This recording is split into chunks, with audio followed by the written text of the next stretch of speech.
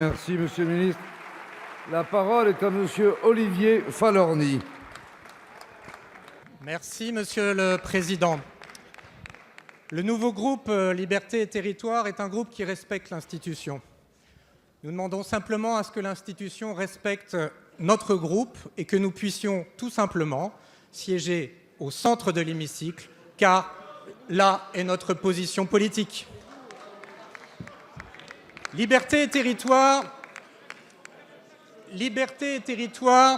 ce combat entre, hélas, en totale résonance avec la très grave agression dont a été victime cette enseignante de Créteil, braquée en plein cours par un de ses élèves.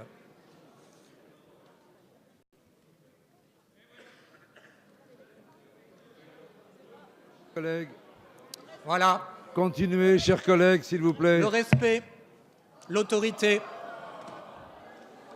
J'espère qu'il n'y a pas d'élèves dans la tribune. Continuez, chers collègues.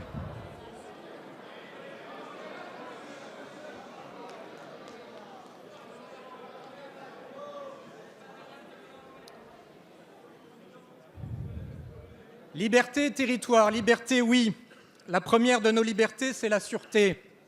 Et je trouve particulièrement dramatique d'en arriver à devoir se battre pour que soit assurée la liberté d'enseigner dans la sécurité. Territoire, oui, la République a abandonné certains de ces territoires, qu'ils soient ruraux ou urbains. Et en l'occurrence, elle les a abandonnés à la violence. Car en effet, il ne fallait surtout pas faire de vagues. Pas de vagues. Oui, je l'ai moi-même entendu quand j'étais enseignant, comme de trop nombreux professeurs, alors qu'ils avaient été victimes d'insultes, de menaces et parfois même de coups. Monsieur le ministre, il faut mettre un terme à ces décennies de déni, mettre un terme à cette lâche habitude de minimiser pour essayer d'acheter la paix. Le Rochelais que je suis sait une chose. À vouloir nier la vague, on s'expose au raz de marée. Et face à la vague, il n'y a qu'une alternative, la fuite ou la digue. Or, la République ne peut plus, ne doit plus reculer, car les limites ont été franchies, les barrières ont été brisées. Il nous faut donc rebâtir ces digues qui s'appellent... Monsieur Jean-Michel Blanquer, ministre de l'Éducation nationale et de la jeunesse. Monsieur le Président, Mesdames et Messieurs les députés, Monsieur le député Olivier Falorni, je crois que nous allons être bien d'accord.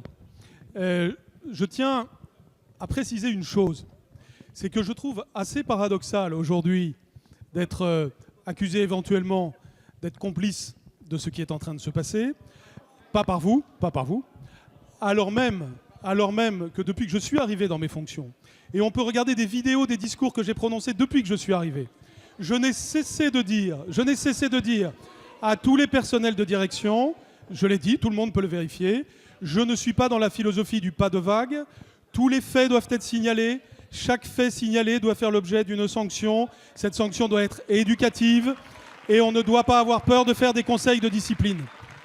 Je l'ai dit, c'est écrit, c'est dit. Bien entendu, je n'ai pas la prétention, en 18 mois, d'avoir renversé des décennies qui parfois ont pu se caractériser par du laxisme. Je n'ai pas cette prétention. Bien entendu, nous savons que le mal est profond. Bien entendu, nous savons qu'il passe par plusieurs solutions et pas par une seule. D'abord, les solutions constructives. Quand nous dédoublons les classes de CP et de CE1 par 2, nous construisons l'avenir avec des enfants qui ne feront pas ce que nous avons vu la semaine dernière.